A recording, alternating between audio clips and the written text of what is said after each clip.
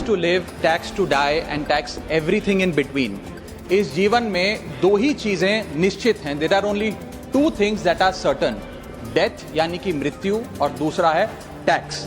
Madam, सपना था विश्व गुरु बनने का, बन गए हम टैक्स गुरु। बच्चे के पैदा होने से पहले, उसकी आंखें खुलने से पहले जो उसको वैक्सीन लगती है उस पर 5% जीएसटी लगता है। जिस अस्पताल में बच्चा पैदा होता है उस हॉस्पिटल के कमरे के चार्जेस पर अगर 5,000 रुपए से ज्यादा का कमरा हो तो 5% जीएसटी लगता है। स्कूल जाने पर यूनिफॉर्म से लेकर जूतों, स्कूल बैग, लंच बॉक्स सब पर जीएसटी लगता है।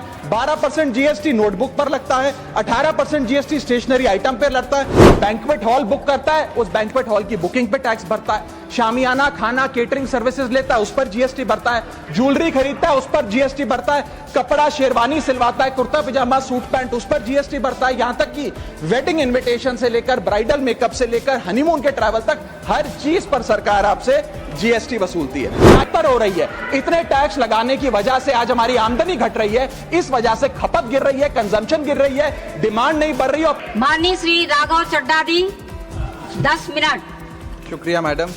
Tax to live, tax to die and tax everything in between. इस जीवन में दो ही चीजें निश्चित हैं। There are only two things that are certain, death यानी कि मृत्यु, और दूसरा है टैक्स। इस जहां से उस जहां तक जहां भी जाओगे, हर मोड़ पर हर जगह मुझे ही पाओगे, यानी कि टैक्स।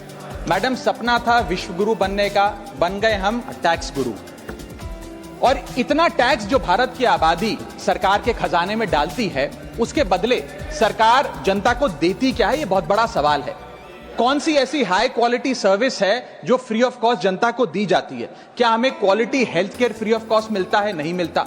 क्या हमें वर्ल्ड क्लास एजुकेशन मिलती है? नहीं मिलती। क्या हमें फ्री वर्ल्ड क्लास ट्रांसपोर्टेशन मिलता है? नहीं मिलता। क्या हाई क्वालिटी रोड्स मिलती हैं? अगर अच्छी हैं तो टोल टैक्स भरना पड़ता है। क्या 24 घंटे 7 दिन बिजली आती है? नहीं आती। तो इतना सारा जो टैक्स सरकार इकट्ठा करती है, उसका करती क्या है? इसीलिए मैं कहना चाहता हूं दैट वी इन इंडिया पे taxes like in developed countries to get services like in sub-Saharan countries. Madam, from the moment a child is born to the very moment his family mourns his death, the government is there at every step, not to help you, but to tax you. और आइए एक रोमांचक यात्रा पे चलते हैं। माननीय वित्त मंत्री जी हर बार मेरे सवालों का जवाब देते हुए मुझ पर तंज कसती हैं और कहती हैं कि शायद ये चार्टर्ड अकाउंटेंट नहीं है, इनकी डिग्री असली नहीं है, तमाम तरीके की बातें मेरे बारे में कहती हैं, निजी हमले करती हैं। मैं उनका बहुत सम्मान करता हूं, मेरे मन में उनके प्रति बहुत आदर है। ओहदे में, हैसियत में, उम्र में, अनुभव में बहुत बड़ी है मुझसे। लेकिन आज मैं इस सीए की डिग्री को किनारे करके सरल भाषा में आम आदमी की तरह इस देश के आम आदमी का दर्द आपके सामने रखना चाहता हूं कि कैसे हमारे जन्म होने से लेकर हमारे मरने तक टैक्स पे टैक्स सरकार हमसे वसूलती है। मैं आपके सामने जीवन के 8 चरण, 8 स्टेजेस ऑफ लाइफ रखना चाहता हूं। फर्स्ट स्टेज ऑफ लाइफ, जब इंसान पैदा होता है, that is the birth stage. बच्चे के पैदा होने से पहले, उसकी आंखें खुलने से पहले जो उसको वैक्सीन लगती है उस पर 5% जीएसटी लगता है। जिस अस्पताल में बच्चा पैदा होता है उस हॉस्पिटल के कमरे के चार्जेस पर अगर 5,000 रुपए से ज्यादा का कमरा हो तो 5% जीएसटी लगता है। बेबी केयर के आइटम्स पे 5% जीएसटी लगता है। और अगर उसके माता पिता बच्चे के पैदा होने पर मिठाई बांटे तो मिठाई पर 5% और चॉकलेट पर 18%, 28% जीएसटी लगता है। दूसरा चरण जीवन का इन्फेंसी और चाइल्डहुड यानी कि बचपन।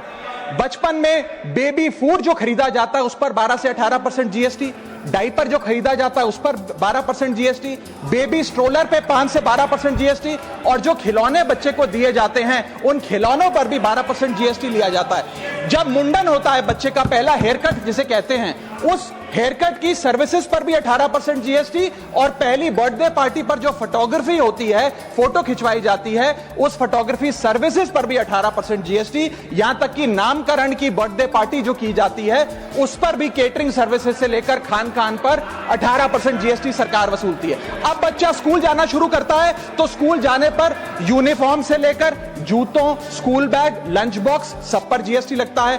12% जीएसटी नोटबुक पर लगता है। 18% जीएसटी स्टेशनरी आइटम पर लगता है। और उसके बाद अगर कोई एक्स्ट्रा करिकुलर एक्टिविटी बच्चे को करनी हो, कोई म्यूजिक क्लास करनी हो या फिर कोई स्पोर्ट्स कोचिंग की क्लास वो ले ले, उस पर भी 18% जीएसटी देना पड़ता है। प्राइवेट ट्यूशन ले तो उस पर भी जीएसटी, और पहली साइकिल जो बच्चा खरीदता है उस पर भी 12% जीएसटी देना पड़ता है। तीसरी अवस्था जीवन की, टीनेज ईयर्स, ये वो काल होता है जो सबसे मस्त मौला टाइम होता है जीवन का, बेहतरीन बेफिक्री का।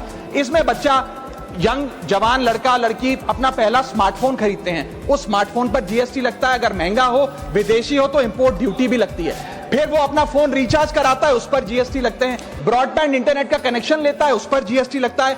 नेटफ्लिक्स, स्पॉटिफाई या वीडियो गेम की सब्सक्रिप्शन लेता है, उस पर भी जीएसटी देना पड़ता है। और अगर अपने दोस्तों के साथ पिक्चर देखने बाहर जाए तो पिक्चर की टिकट पर जीएसटी, एंटरटेनमेंट टैक्स और पॉपकॉर्न पर भी जीएसटी अब लगने लग गया है। तो तमाम तरीके के सॉल्टेड कैरेमल पॉपकॉर्न पर भी सरकार आपसे जीएसटी वसूलती है।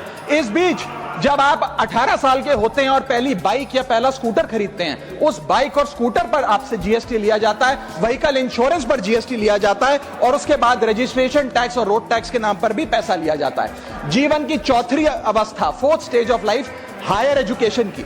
इस हायर एजुकेशन की अवस्था में आप यदि प्राइवेट कॉलेज में पढ़ रहे हैं तो प्राइवेट कॉलेज की ट्यूशन फी पर जीएसटी लगता है। हॉस्टल में रह रहे हैं या पीजी का रेंट भर रहे हैं तो उस पर जीएसटी लगता है। स्टूडेंट लोन की प्रोसेसिंग फी पर जीएसटी लगता है। किताबों से लेकर लैपटॉप तक जीएसटी लगता है। और अगर माता पिता संपन्न हैं और बच्चे को विदेश भेजते हैं पढ़ने के लिए तो फॉरेन रेमिटेंस पर टैक्स कलेक्टेड एट सोर्स सरकार लागू करती है। अब आते हैं पांचवी अवस्था पे, जब वो अपना करियर शुरू करता है। ये वो एज है जिसे मैं golden age of direct taxes कहूंगा। अब ये डायरेक्ट टैक्स के जंजाल में आदमी फंस जाता है इस उम्र में, जब उसकी पहली नौकरी लगती है। तो नौकरी में आमदनी अनुसार उसके स्लैब रेट के हिसाब से उस पर टीडीएस पहले काटा जाता है, मानो जेब काटी जा रही हो, और फिर इनकम टैक्स वसूला जाता है। जब पहली बार उसको पगार मिलती है, वेतन मिलता है, वो माता पिता या दोस्तों को बाहर खाने पे ले जाता है, पिक्चर दिखाने ले जाता है, उस खाने के बिल पर भी सरकार जीएसटी वसूलती है। और जैसे जैसे उसकी सैलरी बढ़ती है वैसे वैसे स्लैब अनुसार उससे इनकम टैक्स वसूला जाता है। इसके बाद आज वर्क फ्रॉम होम का कल्चर चल रहा है, तो वर्क फ्रॉम होम में इंटरनेट बिल्स हो, ब्रीफकेस हो, लैपटॉप हो, इन सारी चीजों की खरीद पर सरकार जीएसटी लेती है। और अगर आप ये पैसा निवेश करें, इस निवेश करने पर आप कोई भी फाइनेंशियल इंस्ट्रूमेंट खरीदें तो सिक्योरिटी ट्रांजैक्शन टैक्स के नाम पर, मैडम मेरा समय जा रहा है, कोई फाइनेंशियल इंस्ट्रूमेंट खरीदें तो फाइनेंशियल इंस्ट्रूमेंट की खरीद पर सिक्योरिटी ट्रांजैक्शन टैक्स, उसकी ब्रोकरेज पर जीएसटी और फाइनेंशियल एडवाइजरी पर जीएसटी। और जब आप ये फाइनेंशियल इंस्ट्रूमेंट बेचते हैं तो उसके मुनाफे पर सरकार आपसे कैपिटल गेन टैक्स वसूलती है। यहां तक कि हेल्थ इंश्योरेंस और लाइफ इंश्योरेंस प्रीमियम्स पर भी सरकार आपसे जीएसटी लेती है। इसी सरकार के मंत्री माननीय गडकरी जी भी सरकार से यही गुजारिश कर रहे हैं कि इंश्योरेंस प्रीमियम पे कम से कम जीएसटी हटा दिया जाए। इसके बाद इंसान अपने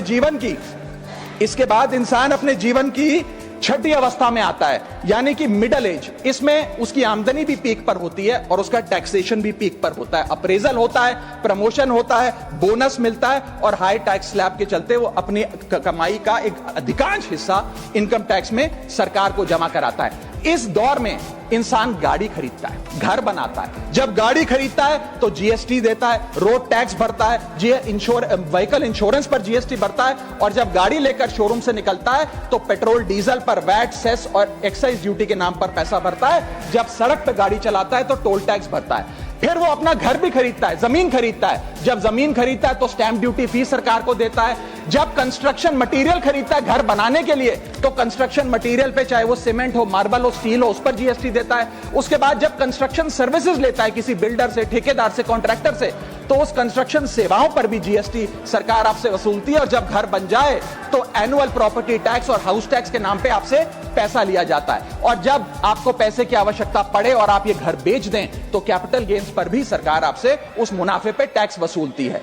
और इस बीच शादी तो रह ही गई, फिर इंसान शादी करता है, इस बीच तो बैंक्वेट हॉल बुक करता है, उस बैंक्वेट हॉल की बुकिंग पे टैक्स भरता है। शामियाना, खाना, केटरिंग सर्विसेज लेता है, उस पर जीएसटी भरता है। ज्वेलरी खरीदता है, उस पर जीएसटी भरता है। कपड़ा, शेरवानी सिलवाता है, कुर्ता पजामा, सूट पैंट, उस पर जीएसटी भरता है। यहां तक कि वेडिंग इनविटेशन से लेकर ब्राइडल मेकअप से लेकर हनीमून के ट्रैवल तक हर चीज पर सरकार आपसे जीएसटी वसूलती है। सातवीं अवस्था सरकार जीवन की वो है रिटायरमेंट। इस फेज में इंसान चाहता है आरामदायक जीवन जिया जाए, जो जीवन में कमाया उस कमाई के सहारे उसकी इंटरेस्ट पर, पेंशन पर जिया जाए। लेकिन इस अवस्था में भी सरकार पेंशन और इंटरेस्ट इनकम पे आपसे टैक्स लेती है।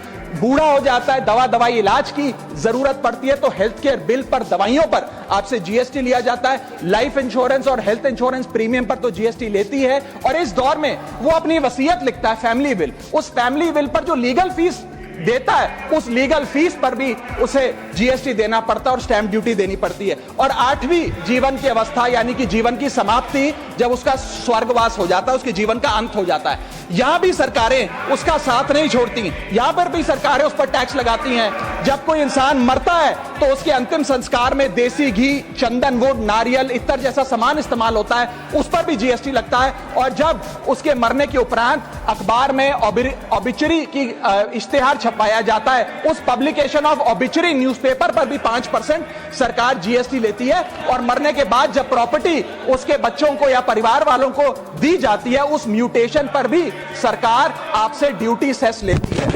यह है life cycle of taxation model. लेकिन मैडम, सबसे जरूरी बात यह है कि इतना टैक्स देने के बाद सरकारें हमें देती क्या है? मैं जानता हूं कि टैक्स सरकार के लिए जरूरी है, सरकार के लिए नहीं, जितनी सरकारें इस देश में रही सबने टैक्स लगाकर जनता से पैसा लिया। टैक्सेस वास्तव में जरूरी हैं, लेकिन सवाल यह है कि क्या ये टैक्सेस हमारी इकोनॉमी को बढ़ा रहे हैं या हमारी इकोनॉमी को खा रहे हैं? क्या इससे हमारी जिंदगी बेहतर हो रही है या हमारी जिंदगी बदतर हो रही है? इतने टैक्स लगाने की वजह से आज हमारी आमदनी घट रही है, इस वजह से खपत गिर रही है, कंजम्पशन गिर रही है, डिमांड नहीं बढ़ रही है और प्रोडक्शन गिर रही है। इस वजह से पूरा इकोनॉमिक साइकिल, जो हमारा इकोनॉमी का चक्का है, वो धीमा हो गया है। मैडम, इस देश में, बस समाप्त कर रहा हूं, इस देश में मैं, मेरी पार्टी के टाइम से आप ले लीजिएगा, मेरी पार्टी के टाइम से ले लीजिएगा। मैडम, इस देश में 80 करोड़ जनता 5 किलो फ्री राशन के सहारे जी रही है। आपको जान के अचंभा होगा, इस 80 करोड़ जनता से भी ये सारा जीएसटी लिया जाता है, दिन प्रतिदिन लिया जाता है, जो आज मैंने पढ़ के सुनाया। सिर्फ अमीर नहीं,